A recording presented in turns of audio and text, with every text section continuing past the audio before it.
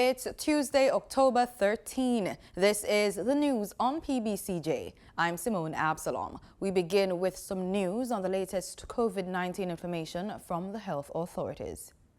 97 new COVID-19 cases were reported over the last 24 hours. To date, the case total is 7,910. 66 recoveries were also recorded, bringing the number of recovered cases to 3,303. The number of active cases now stands at 4,354. At this time, there are 24 moderately ill and 21 critically ill patients. 155 persons are currently hospitalized. 2 persons are quarantined in a government facility.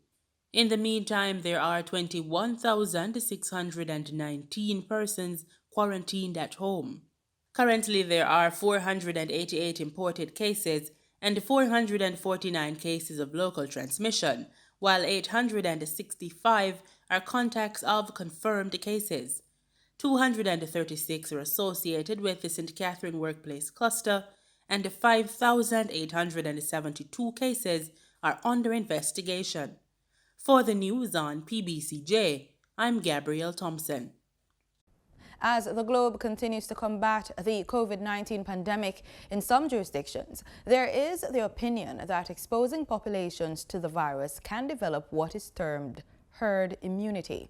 This, however, is a misconception, and it was addressed at Monday's World Health Organization's press brief in Geneva.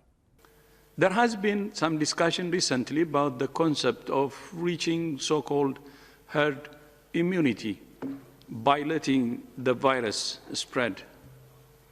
Herd immunity is a concept used for vaccination, in which a population can be protected from a certain virus if a threshold of vaccination is reached. For example, herd immunity against measles requires about 95% of a population to be vaccinated.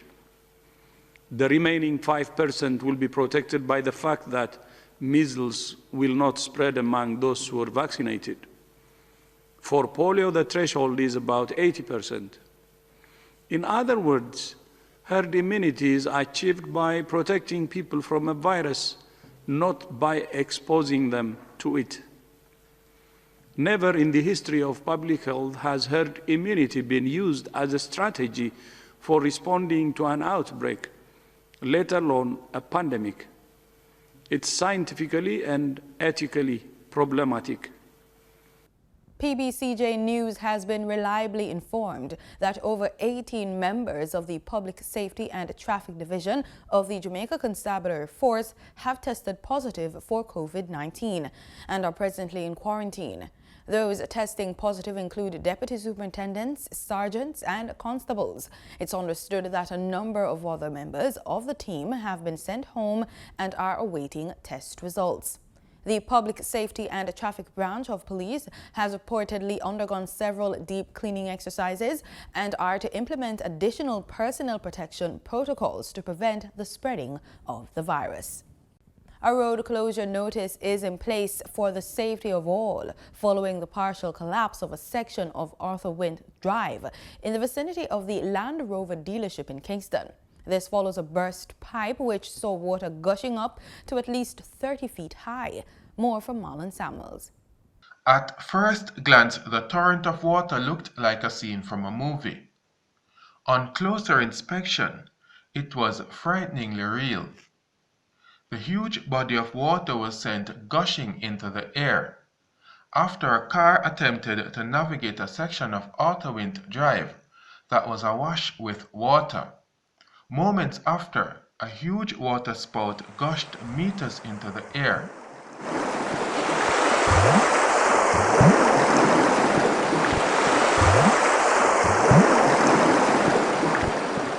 A section of the roadway partially collapsed.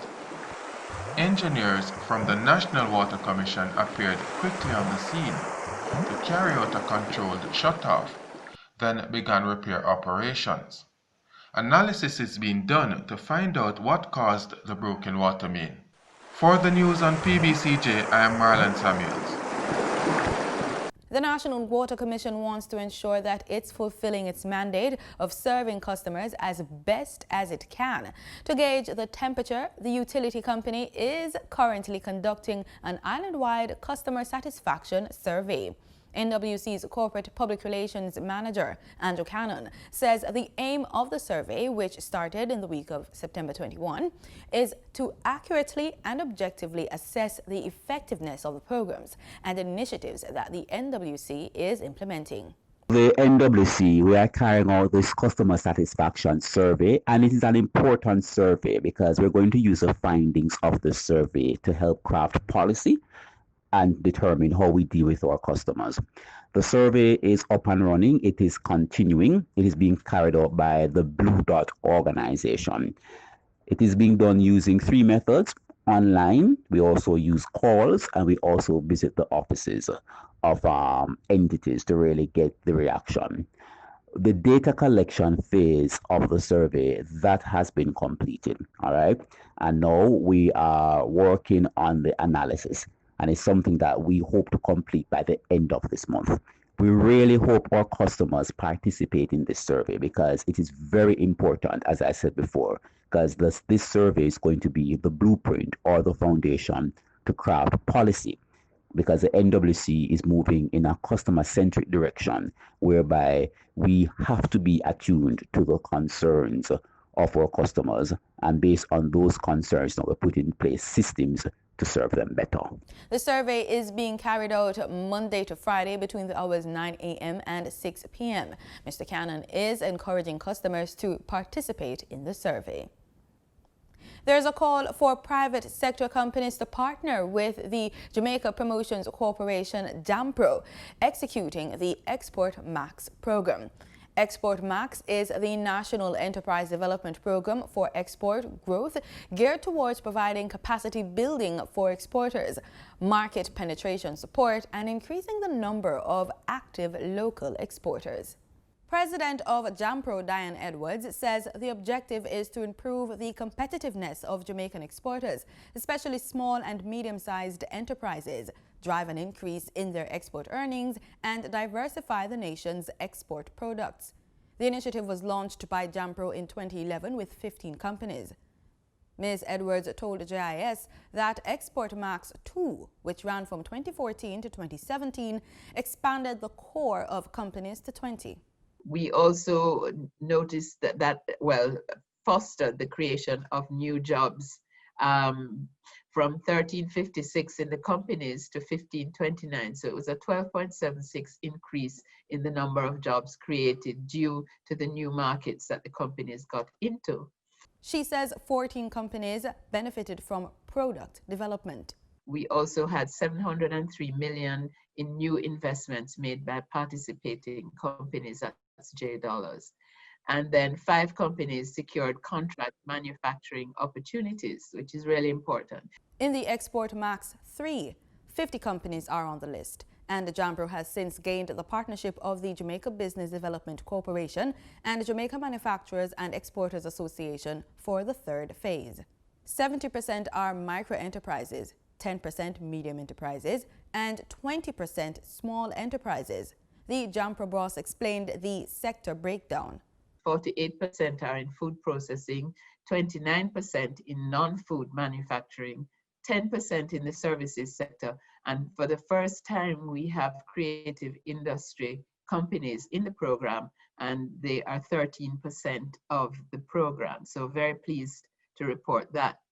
177 new contracts have been signed since the start of the year. Ms. Edwards says this is encouraging, especially since the country's economy has been battling the impacts of the COVID-19 pandemic.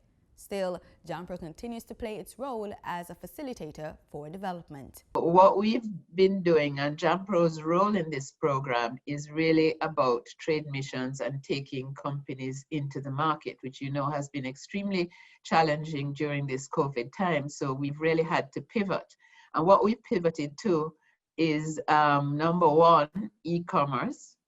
So really using e-commerce to drive sales. And what we've done is expose the companies in the program to 6 different e-commerce providers so that they can now get on board with e-commerce and target their markets directly and have online payment systems that are robust. So real opportunity for the companies to directly communicate with their consumers.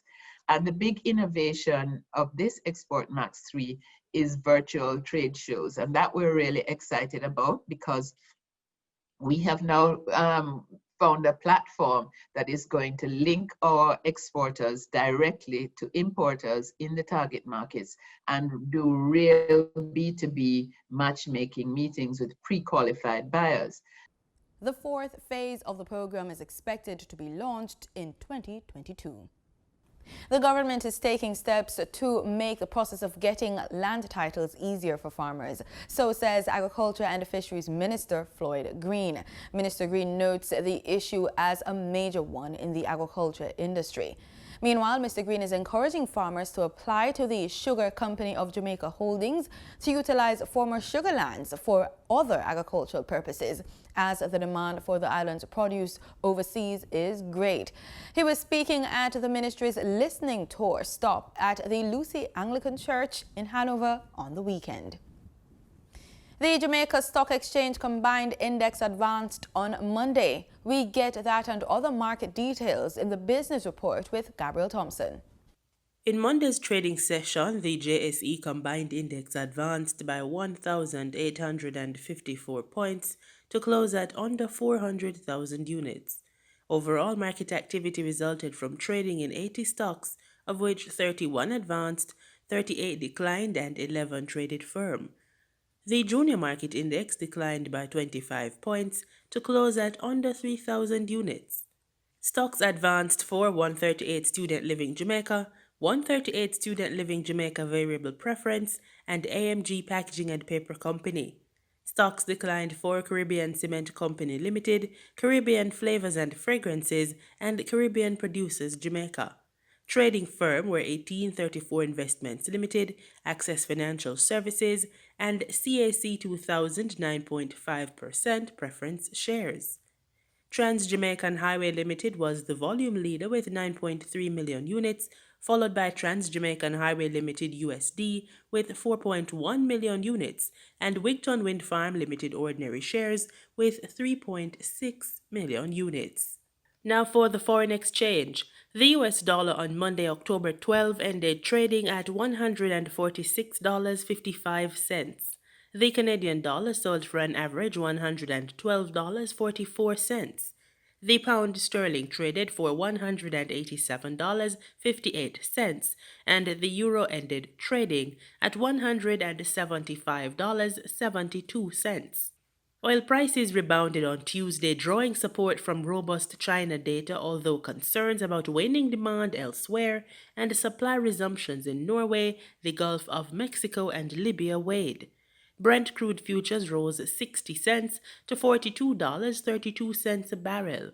West Texas Intermediate crude futures rose 63 cents to $40.06 a barrel.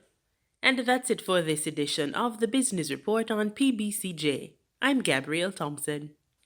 In regional news, Cuba relaxed coronavirus restrictions Monday with a view to boost its economy. Shops and government offices were allowed to reopen and welcome locals and tourists at airports across the island, except in Havana.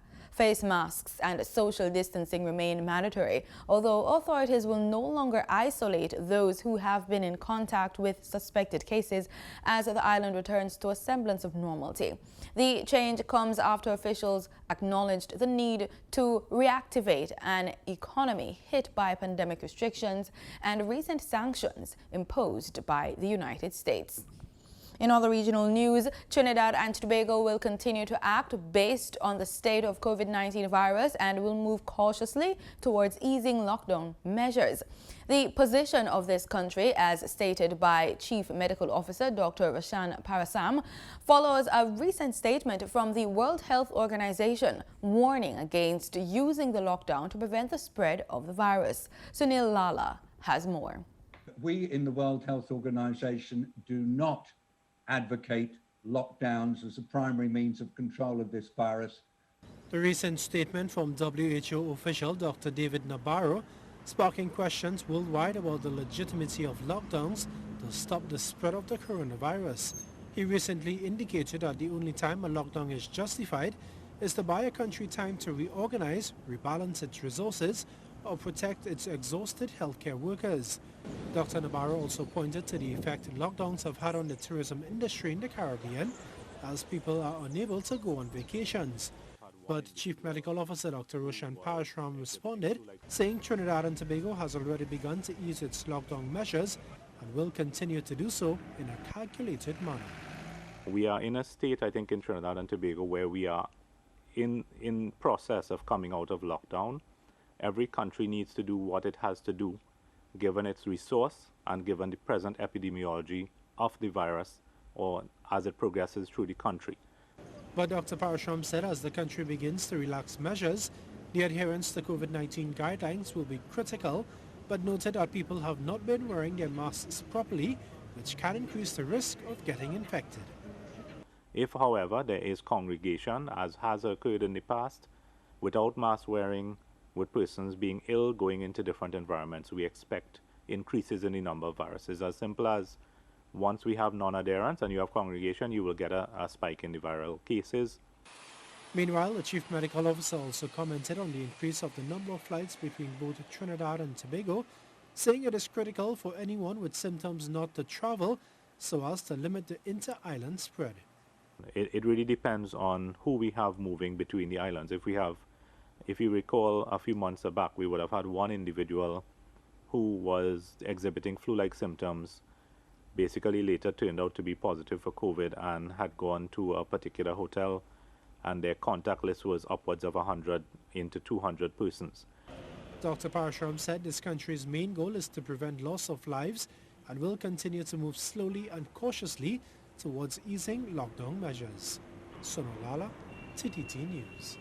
St. Lucia is currently battling with cases of dengue fever. However, prevention efforts are being stifled by the novel coronavirus pandemic. Health authorities have noted an increase in a second strain of dengue admissions. The Ministry of Health has urged residents on the island to review their surroundings for mosquito breeding grounds. Cecile Actil reports. Ministry officials have observed that in 2020, a sharp increase in the number of dengue cases reported during a short period of time. Chief Medical Officer Sharon Belmar George said that the problem currently exists in communities island-wide. She noted that young adults and children have mainly been affected. St. Lucia has so far recorded 2 dengue-related deaths. The serotypes are 2 and 3.